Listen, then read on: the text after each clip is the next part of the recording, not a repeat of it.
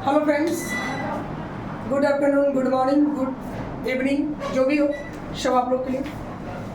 चलिए, आप सारे बच्चों के लिए क्लास 11 से रिलेटेड टॉपिक का वीडियो जा रहा हूँ और कंटिन्यूअस जाएगा भी।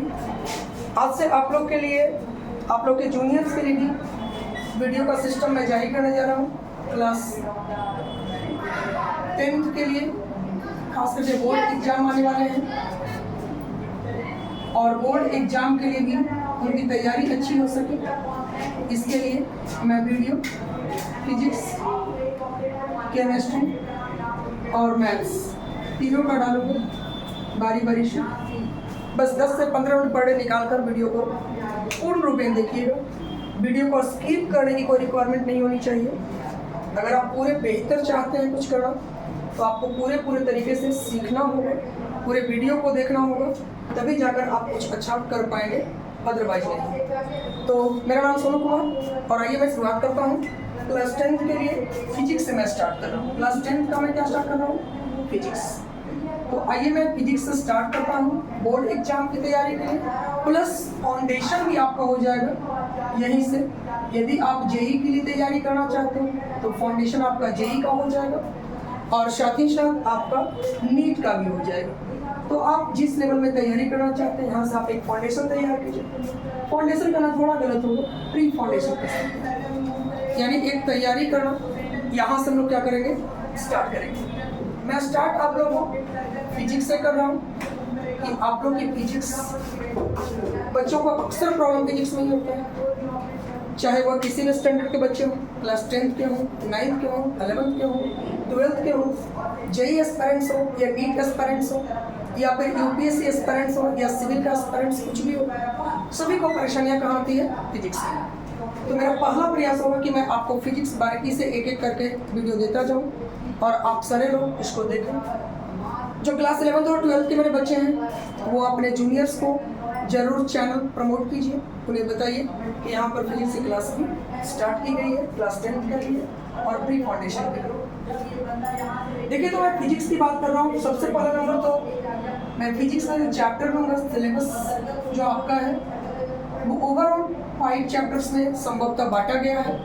पहला चैप्टर आपका आता है, जिसे हम बोलते हैं करंट इलेक्ट्रिसिटी। दूसरा चैप्टर जो आता है जिसे बोलते हैं इलेक्ट्रिक करंट का मैग्नेटिक, यानी magnetic effect of electric current बोल सकते हो।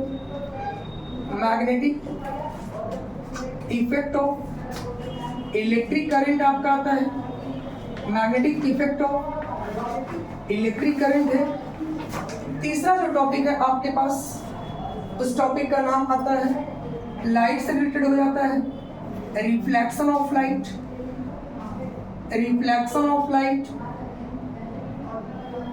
अगला चैप्टर जो आपका होता है रिफ्रैक्शन ऑफ लाइट होता है,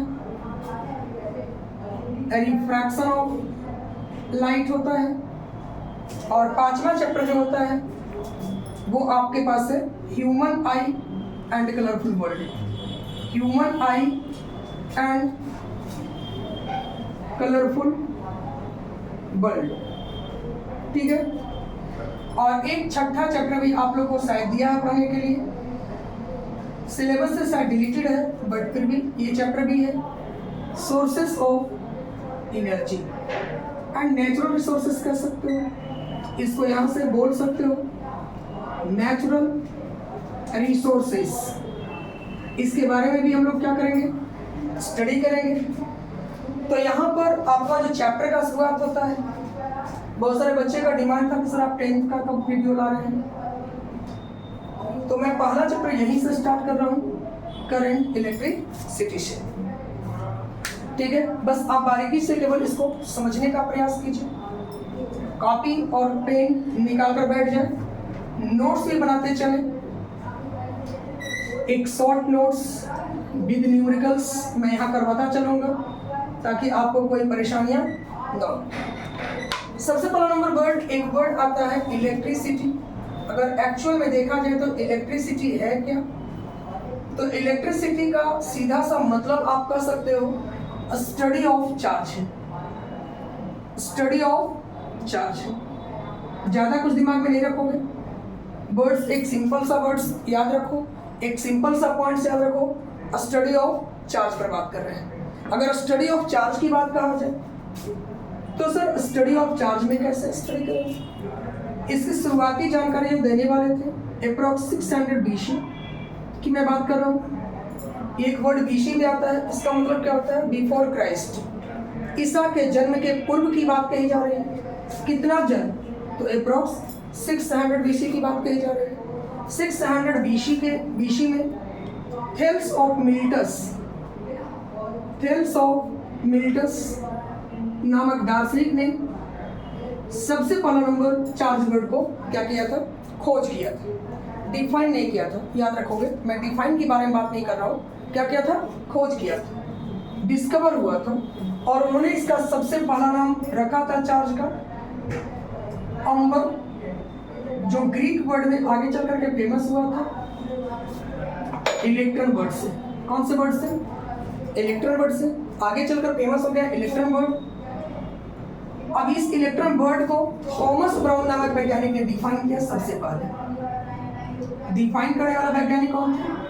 थॉमस ब्राउन। पॉइंट्स को बारीकी से याद रखोगे, एक एक कॉन्सेप्ट में क्लियर करूंगा।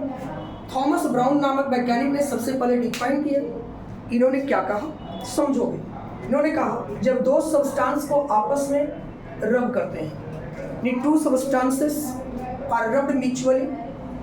जब दो सब्सटेंस को आपस में रब करते हैं तो एक सब्सटेंस से कुछ निकलता है और दूसरे सब्सटेंस में कुछ चला जाता है। जिससे कुछ निकलता है उस पर भी चार्ज बनता है और जिसमें कुछ जाता है उस पर भी चार्ज बनता है। ठीक है। साथ ही साथ कहा कि एक अननोन पावर जनरेट हो जाता है। कुछ निकलने और कुछ जाने से कौन सा पावर जनरेट होता है? अननोन पावर जनरेट होता है, जो लाइट पार्टिकल को अपनी ओर अट्रैक्ट करता है। कौन से पार्टिकल को? लाइट पार्टिकल को अपनी ओर क्या करता है वाला? अट्रैक्ट करता है। इसी को उन्होंने नाम दिया था चार्ज। ठीक है, इसी का नाम उन्होंने क्या दिया था? चार्ज। ठीक है, थॉमस ब्राउन नामक वैज्ञानिक ने। फिर सुनोगे मैंने क्या कहा? जब दो सब्सटेंस को आपस में क्या करते हो? रब करते हो। तो रब करने के बाद होता क्या है कि एक सब्सटेंस से कुछ निकलता है और दूसरे सब्सटेंस में कुछ प्रवेश कर जाता है, जिसके कारण दोनों के दोनों पर क्या बन जाते हैं? तो एक पावर जनरेट हो जाता है। वही पावर हल्के हल्के वस्तुओं को अपनी ओर खींचना क्या कर देता है? शुरू कर देता है। ठीक है, उसे हम लोग क्या बोलते हैं? चार्ज। इसे प्रैक्टिकली डेमोन्स्ट्रेट करने के लिए आप एक कागज यानी पेपर ले लो, पेपर शीट ले लो, उसे काफ़ी महीन महीन बारीकी से क्या कर लो? तोड़ दो। काफ़ी महीन महीन पाउडर के रूप में उसे ब्रेक कर लो, पार्टिकल्स के रूप में ब्रेक कर लो एक पेपर शीट को। और उसके बाद एक कंघी लो, प्लास्टिक का कंघी ले लोगे और कंघी को माथे से रगड़ो। और उसके बाद उस पेपर पीस के पास जब आप कंघी को ले जाओगे तो कंघी के द्वारा उस पेपर पीस को अट्रैक्ट कर लिया जाता है। इसका मतलब है कि जब हमारे ड्राई हेयर से कॉम्ब आपस में क्या किया था? रब किया था। तो कॉम्ब पर और ड्राई हेयर पर कुछ ना कुछ तो ट्रांसफर हुआ, एक दूसरे से ट्रांसफर हुआ। और उस ट्रांसफॉर्मेशन के कारण, किसके कारण? ट्रांसफॉर्मेशन के कारण वहाँ एक पावर जनरेट हुआ। यही पावर क्या कहलाया? चार्ज कहलाया, जिसे आगे चल करके इलेक्ट्रिसिटी नाम से भी जाना गया। बात यहाँ तक समझ में आ चुका होगा। अब समस्या आती है, सर जी वो निकलने वाला क्या चीज़ है? अगर कोई बंदा आपसे पूछे कि वो क्या निकलता है, तो शुरुआत में तो लोगों ने बहुत गजब की प्रतिक्रिया दी। किसी ने कहा कि एक विशेष प्रकार का लिक्विड निकलता है, किसी ने कुछ। लेकिन इसकी एक्यूरेसी बताने वाले वैज्ञानिक नहीं रहे और अंतिम निष्कर्ष पर ये पहुंचे कि इससे निकलने वाला जो है कब? जब इलेक्ट्रॉन नामक चार्ज पार्टिकल का खोज हो गया। तब किनके द्वारा खोज हुआ था? जे थॉमसन नामक वैज्ञानिक के द्वारा। यानी इसका खोज किसने किया था? J Thomson.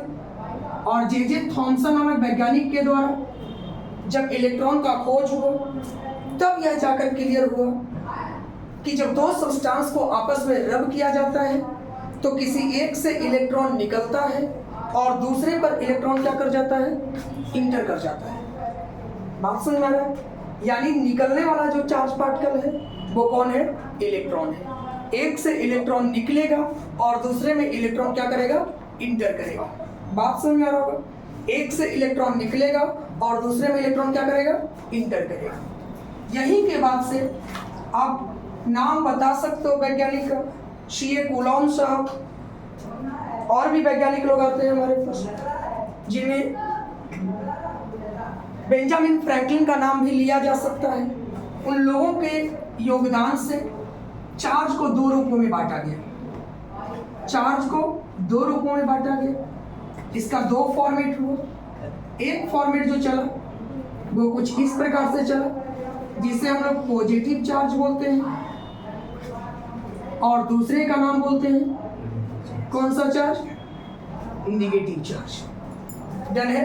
दो फॉर्मेट बना, एक फॉर्मेट आया पॉजिटिव चार्ज का और दूसरा फॉर्मेट आया नेगेटिव चार्ज का।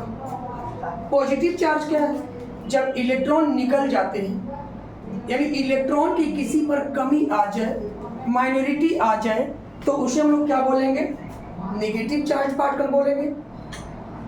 और अगर किसी पर इलेक्ट्रॉन की मात्रा बढ़ जाती है, नंबर ऑफ इलेक्ट्रॉन्स बढ़ जाते हैं, तो उसे क्या बोला जाएगा, नेगेटिव चार्ज बोला जाएगा।